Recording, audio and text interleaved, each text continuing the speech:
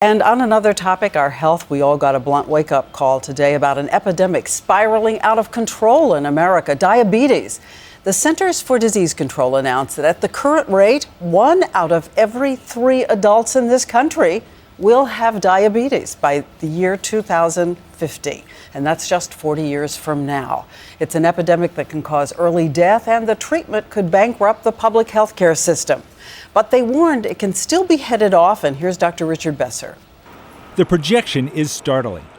4 decades from now, you'll walk down the street, and 1 out of 3 people in the crowd will have diabetes. These findings are alarming. Diabetes is #1 cause of blindness, #1 cause of amputation, #1 cause of kidney failure. Why? Aging baby boomers, a more diverse population, but most importantly, an obesity epidemic in full force. It is not inevitable. We have to change the course. We cannot fail at this. One large study showed that just moderate exercise and healthy eating reduced the risk of diabetes by 58%. I repeat, 58%. What kind of diabetes? In Raleigh, North Carolina, one program has been credited with preventing hundreds of cases of diabetes. I personally don't have diabetes, but I basically make sure that he takes care of himself by what he eats. Tanyette Butler joined this walking group to try and control her weight and prevent diabetes. She and her husband now go on walks every day. Now I can educate the rest of my family on what not to eat and what to eat that's best for them. Diabetics also learn how to read labels, control portion size, and count carbs.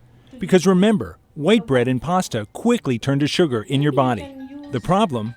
Many insurance companies don't cover prevention programs like the one in Raleigh. Surprising, since already diabetes costs the healthcare system $174 billion a year for treatment. That number is expected to at least double, according to the new report. It will take, first and foremost, people taking diabetes seriously and understanding that we can make a difference, but we have to start now. Already, 24 million Americans have diabetes. A quarter of them don't even know it. The key here is prevention, and the earlier you start, the better. Today, 1 in 3 children are obese or overweight, and those are America's future diabetics. It starts in the school and has to be followed through at home with, you've heard it before, Diane, proper diet and exercise. This is the equivalent of a 4-alarm fire, and the alarm is being sounded tonight. But Rich, I want to ask you about another story that is in the headlines tonight. An outbreak of cholera in Haiti, just 600 miles away from the United States.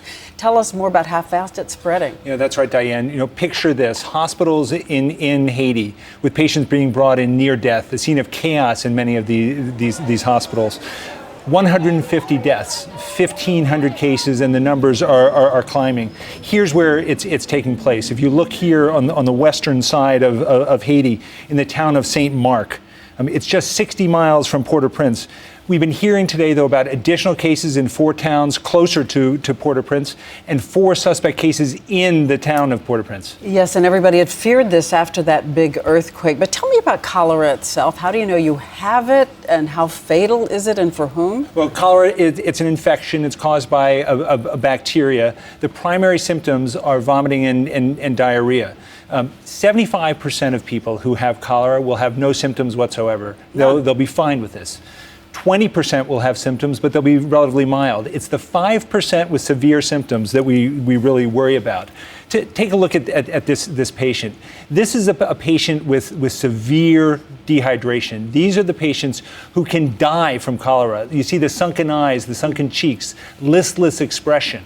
Those are the signs that you really have to worry about. But a quick question, 600 miles from the United States. If somebody flies on a plane and comes here, does it start an epidemic here? It doesn't. You have to have a situation where there isn't adequate sanitation and clean water. Here we have clean water and food and adequate sanitation. It won't spread. It doesn't go person to person that way? It doesn't, only if you're in a situation where there isn't adequate hygiene.